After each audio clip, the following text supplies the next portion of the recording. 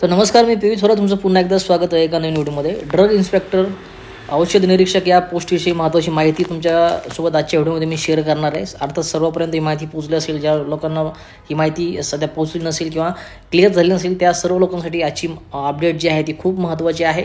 नवीन विद्यार्थी असतील, फ्रेशर लोक असतील, जुने विद्यार्थी असतील, ज्यांना ड्रग इन्स्पेक्टर एक्झामसाठी प्रिपेअर करायचं असेल त्या सगळ्यांसाठी महत्त्वाची इलिजिबिलिटी म्हणजे महत्त्वाची पात्रता काय असू शकते ड्रग इन्स्पेक्टरला येणाऱ्या भरतीसाठी.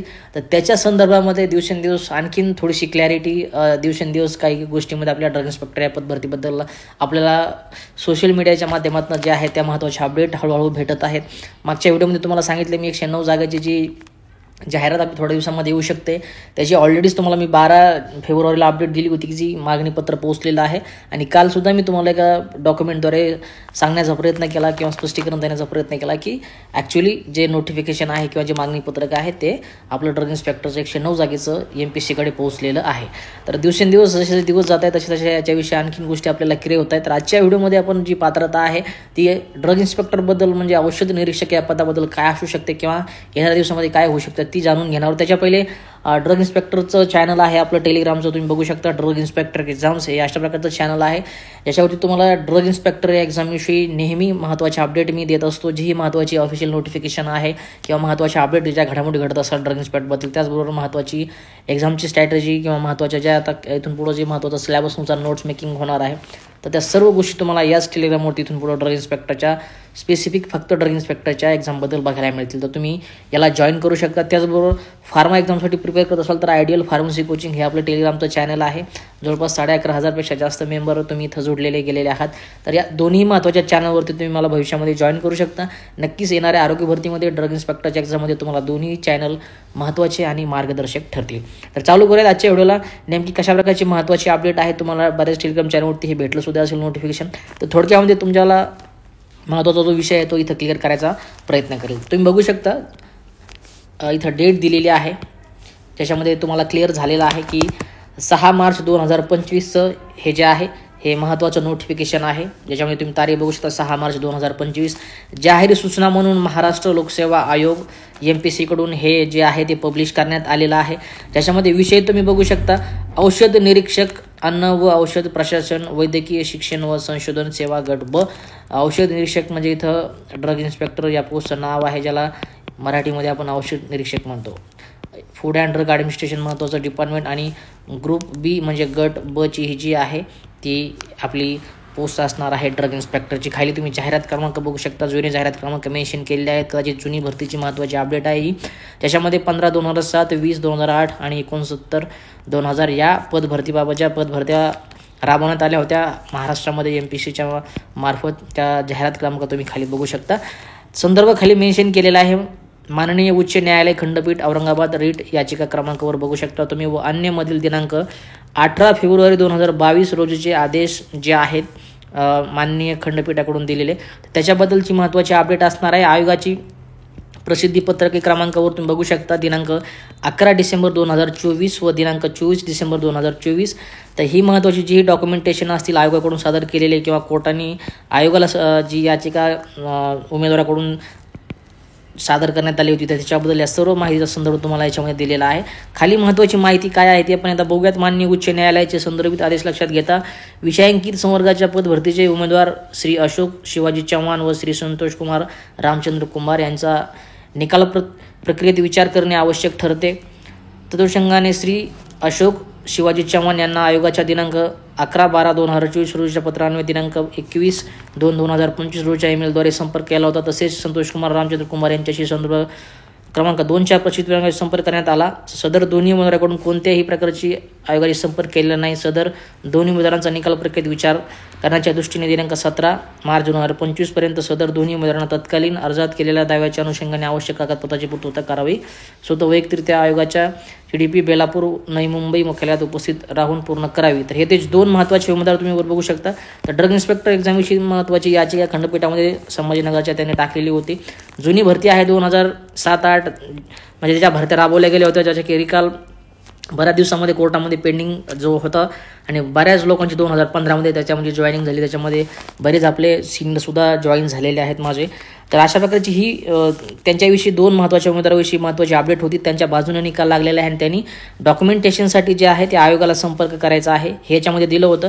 दुसरं जे नोटिफिकेशन आहे ज्याच्यामध्ये जी पात्रता दिलेली आहे तर ती आपल्यासाठी खूप महत्त्वाचं आहे. वरील जे उमेदवार आहेत त्यांच्याशी रिलेटेड खालची पोस्ट होती ड्रग इन्स्पेक्टर एक्झामिनेशन, ज्याला आपण औषध निरीक्षक म्हणत असतो.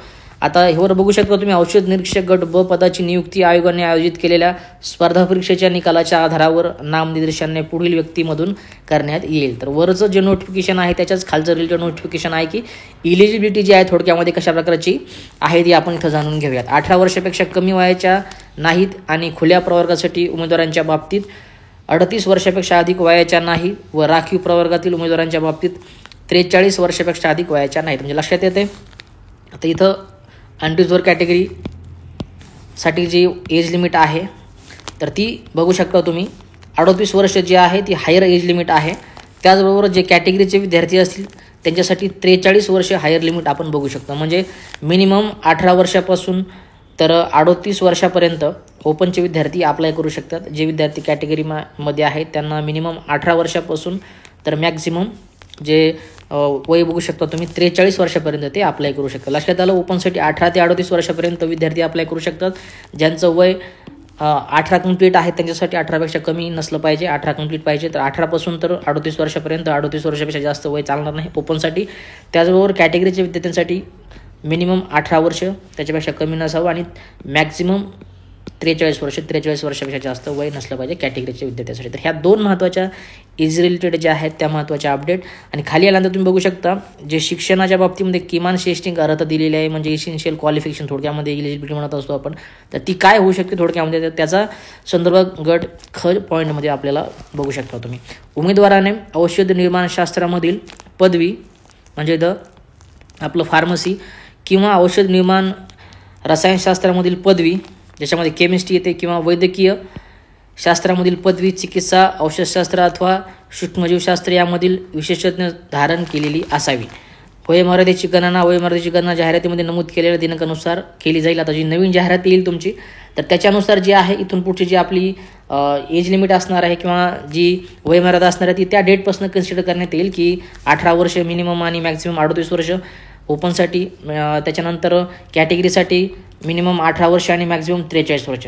तर हे जी जेव्हा नवीन जाहिरात पब्लिश होईल तर त्या डेटपासून जे आहे त्या नोटिफिकेशनमध्ये सगळ्या गोष्टी मेन्शन करण्यात येतील. आता इलिजिबिलिटीचा जर आपण विचार केला याच्यामध्ये तर इलिजिबिलिटी पुन्हा एकदा तुमच्याशी मी इथं क्लिअर करेल की तुमचं एज्युकेशन काय पाहिजे. तर candidate should possesses the degree in pharmacology म्हणजे तुमची डिग्री झालेली पाहिजे. म्हणजे आपण फार्माचे विद्यार्थी त्याच्यामध्ये बी फार्म असेल किंवा एम फार्म असेल. डी फार्मसीचा इथं उल्लेख केलेला नाही, तर डिग्रीचा उल्लेख केलेला आहे. पदवी का कुठे आपल्याला दिसत नाही, त्याच्यामुळे बी फार्मचे विद्यार्थी आणि एम फार्मचे विद्यार्थी याच्यासाठी क्वालिफाईड आहेत. Candidate should possesses the degree in pharmacology और डिग्री इन फार्मास्युटिकल केमिस्ट्री और degree in medicine with specialisation in clinical pharmacology or microbiology असं इंग्लिशमधून जर आपण याला वाचण्याचा प्रयत्न केला तर अशा प्रकारची इलिजिबिलिटी आहे ज्या लोकांची डिग्री फार्माकोलॉजीमध्ये किंवा फार्मास्युटिकल केमिस्ट्रीमध्ये किंवा मेडिसिनमध्ये किंवा स्पेशलायझेशन फार्माकोलॉजी किंवा मायक्रोबायोलॉजीमध्ये जर झाला असेल तर ते सर्व विद्यार्थी या पोस्टसाठी इलिजिबल आहेत. बी फार्म असतील, एम फार्मसी असेल तर सर्व विद्यार्थी या पोस्टसाठी अप्लाय करू शकतात. कुठल्याही प्रकारचा एक्सपिरियन्स आपल्याला नव्याने ॲडमध्ये बघायला भेटणार नाही. फ्रेशर विद्यार्थीसुद्धा जे आता नव्याने ज्यांचं बी फार्मसी झालेलं आहे, एम फार्मसी झालेले जे आता पासआउट झालेले आहेत, ज्यांचं रजिस्ट्रेशन झालेलं आहे PCI सोबत, तर ते सर्व लोक जे आहेत या पोस्टसाठी इलिजिबल आहेत. कुठल्याही प्रकारचा एक्सपिरियन्स आपल्याला नवीन येणाऱ्या ॲडमध्ये बघायला मिळणार नाही. तर लक्षात येते 2 महत्त्वाच्या गोष्टी क्लिअर करायचा प्रयत्न केला. वयाची जी एज लिमिट आहे ती आपण बघितली. कॅटेगरीसाठी 18 ते 38 वर्ष ओपनसाठी, कॅटेगरीसाठी आपण बघितली 18 ते 43 वर्ष. त्याच्यानंतर पदवी म्हणजे ज्यांचं बी फार्मसी डिग्री झालेली आहे त्याच्यामध्ये मी सांगितलं तुम्हाला की डिग्री फार्माकोलॉजीने झाली असेल, degree pharmaceutical chemistry, degree in medicine with specialisation तुमचं फार्माकोलॉजी आणि मायक्रोबायोलॉजी झालं असेल तरीही तुम्ही इलिजिबल आहात या पोस्टसाठी फॉर्म भरण्यासाठी. ह्या दोन्ही गोष्टी क्लिअर करायचा प्रयत्न केला.